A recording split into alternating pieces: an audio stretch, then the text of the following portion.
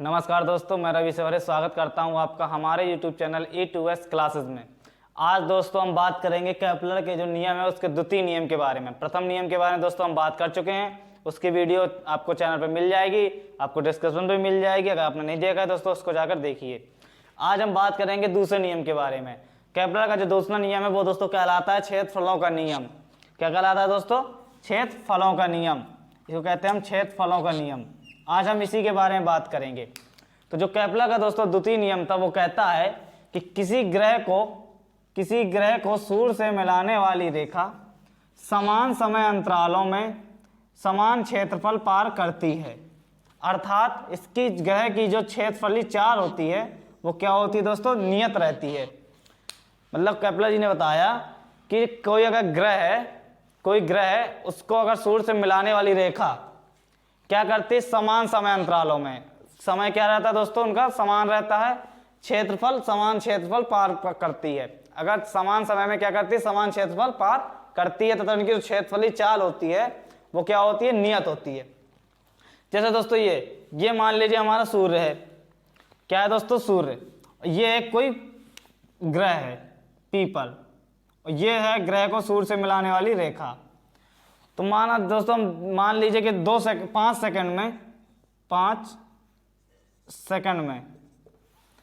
Second में ये ग्रह क्या करता है? बिंदु P से कुछ दूरी तय करता है यहां तक। इसको मान लीजिए Q।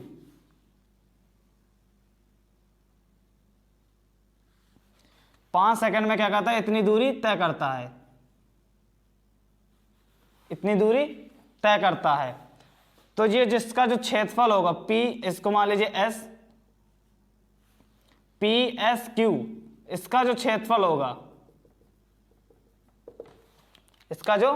होगा, मान लीजिए कुछ दूर बाद कुछ टाइम बाद ग्रह क्या करता है? जब यहां पर आ जाता है, इसको दोस्तों मान लीजिए M।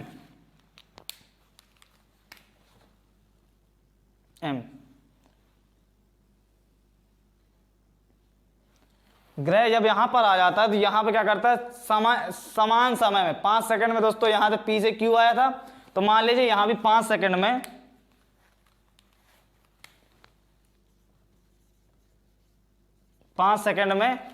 M से कितना करता है? थोड़ी दूर जाते हैं N तक, N दूरी तय करता है।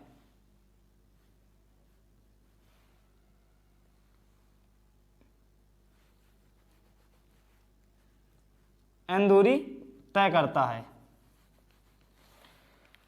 तो इन दोनों का जो दोस्तों क्षेत्रफल होगा, क्षेत्रफल PSQ तथा MSN, इन दोनों का जो क्षेत्रफल होगा वो दोस्तों क्या होगा?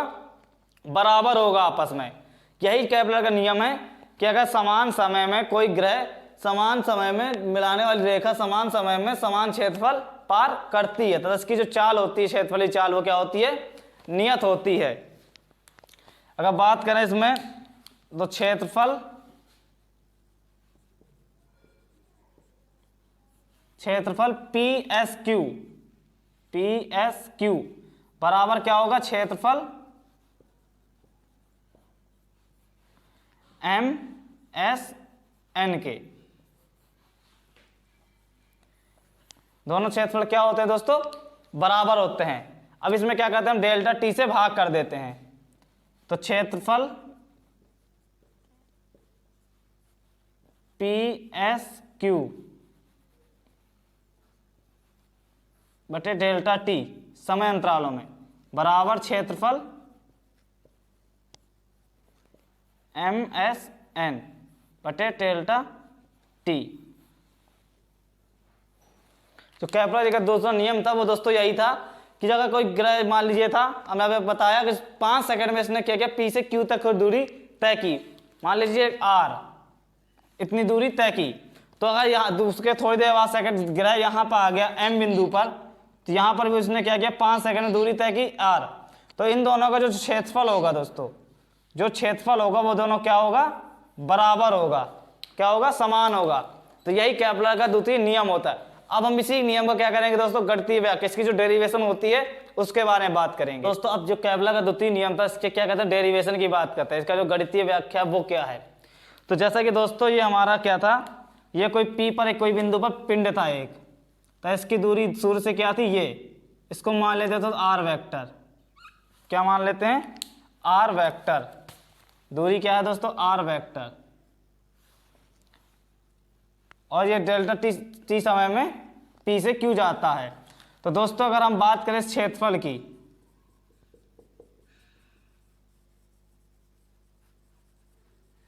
कितनी दूरी जाता है अभी पता नहीं, मान लीजिए इसकी क्षेत्रफल की बात करें तो दोस्तों क्षेत्रफल डेल्टा ए, क्षेत्रफल ए बराबर पी एस क्यू, जैसे हम क्षेत्रफल निकालेंगे किसका दोस्तों, पी एस क्यू का। तो त्रिभुज का क्षेत्रफल क्या होता है दोस्तों, 1/2 लंबाई क्या लेंगे दोस्तों हम, P और S की दूरी लेंगे, R वेक्टर। चौड़ाई क्या हो जाएगी दोस्तों हमारी, ये PQ, ये हो जाएगा क्षेत्रफल। अब हम दोस्तों, अब अगर ग्रह का रेखीय वेग v हो तो, जो हमारा ग्रह है दोस्तों P पर, इसका अगर रेखीय वेग v हो तो v बराबर क्या होता है, वेग बराबर दोस्तों क्या होता है, दूरी बटे समय। तो दूरी क्या हो जाएगी दोस्तों हमारी PQ, क्योंकि ग्रह हमारा P से Q तक गया ना दोस्तों, तो यही तो उसका वेग होगा, PQ बटे डेल्टा T।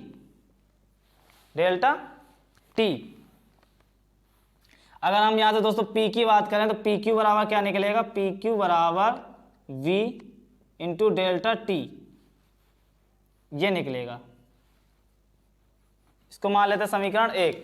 अब क्या करते हैं दोस्तों, हम P की वैल्यू उठा के इसको मान लेते हैं समीकरण 2, इसको मान लेते हैं समीकरण 1।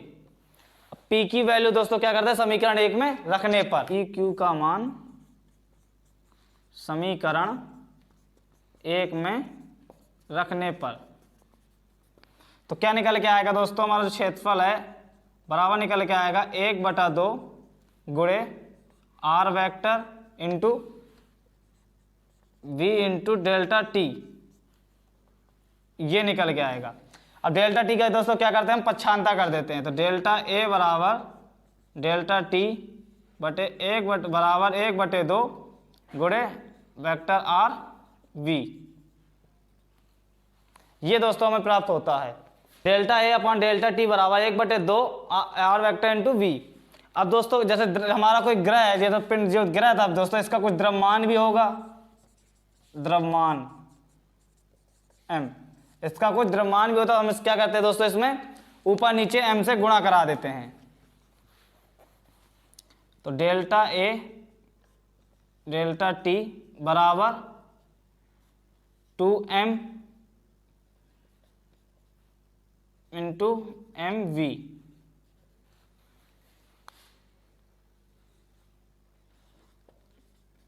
अंश व हर में m से गुणा कराने पर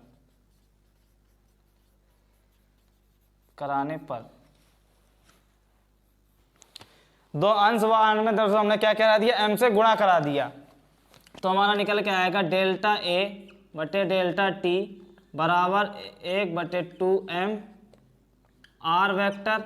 अब चूंकि दोस्तों mv बराबर क्या होता है, mv बराबर आपने पढ़ा होगा P बराबर mv, द्रव्यमान और वेग के गुणनफल को क्या कहते हैं दोस्तों, संवेग कहते हैं। तो यहाँ पर क्या आ जाएगा दोस्तों, हमारा P इंटू P आ जाएगा दोस्तों, क्या आ जाएगा, द्रव्यमान और वेग के गुणनफल को क्या कहते हैं दोस्तों, संवेग। तो mv बराबर P, डेल्टा A बराबर डेल्टा T बराबर delta A upon delta T बराबर 1/2m R vector into P, delta A upon delta T बराबर 1/2m R vector into P। अब दोस्तों आगे देखते हैं, तो हमारा यहाँ पर दोस्तों क्या निकल के आया, यहाँ पर जो निकल के आया, क्या निकल के आएगा, डेल्टा A बटे डेल्टा T बराबर 1/2m R vector into P। अब चूंकि दोस्तों आपको ये चीज पता होगी क्या होती है, ये होती है दोस्तों कोणीय संवेग। कैसे कि रेखीय संवेग और उस अक्ष से लंबवत दूरी का गुणनफल क्या कहलाता है दोस्तों? कोणीय संवेग कहलाता है। तो यहाँ क्या हो जाएगा, आर टू पी बराबर एल, एल के कोणीय संवेग, रेखीय संवेग और अक्ष से लंबवत दूरी क्या का गुणनफल क्या कहलाता है दोस्तों? कोणीय संवेग। तो हमारा क्या हो गया दोस्तों? रेखीय संवेग गुणे अक्ष से लंबवत दूरी क्या कहलाती है? कोणीय संवेग। तो अब जब इसका हम मान रखेंगे यहाँ पर दोस्तों, क्या निकल के आएगा? डेल्टा ए बटे डेल्टा टी बराबर 1/2m इंटू एल। तो हमारा जो निकल के फॉर्मूला आएगा दोस्तों, क्या निकल के आएगा? डेल्टा ए बटे डेल्टा टी बराबर L/2m। ये हमारा जो है दोस्तों फॉर्मूला निकल के आएगा। ये हमारा क्या निकल के आया दोस्तों? ये हमारा फॉर्मूला निकल के आया। तो हमारा delta A upon delta T बराबर L/2m ये निकल के आया दोस्तों। अब चूंकि दोस्तों जो ग्रह था इस पर कोई बल कार्य नहीं कर रहा है, तो हमारा जो बल द्वारा उत्पन्न जो हमारा बल आघूर्ण होगा क्या होगा दोस्तों? 0 होगा। बल आघूर्ण क्या होगा दोस्तों? 0 होगा, 0 होता है। बल आघूर्ण 0 होता है, इसलिए दोस्तों हमारा जो कोणीय संवेग L है, कोणीय